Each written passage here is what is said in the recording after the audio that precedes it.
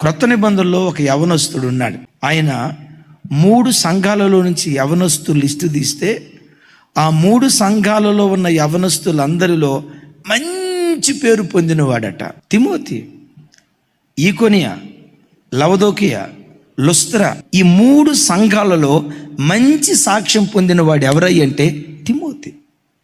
నేనంట మనం బ్రతుకుతున్న చోట మంచి సాక్ష్యం పొందగలిగితే, ఆస్తిపాస్తులను బట్టి కాదు ఈ సాక్ష్యం, వ్యక్తిత్వాన్ని బట్టి మనం మంచి సాక్ష్యం పొందుకుంటే, ఆ సాక్ష్యపు పునాదులు మనం కలిగి బ్రతికితే, సాక్ష్యం కలిగిన నిన్ను నీ పిల్లలు చూసి భయపడుతూ దేవుని సన్నిధిలో బ్రతకటానికి దేవుడు కృప చూపిస్తాడు.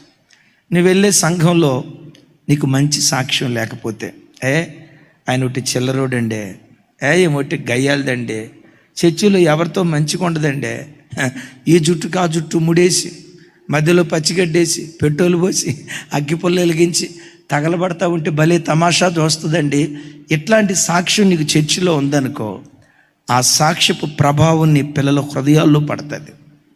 వెళ్ళే సంఘంలో మంచి సాక్ష్యం పొందినటువంటి వాడు ఫిలిప్.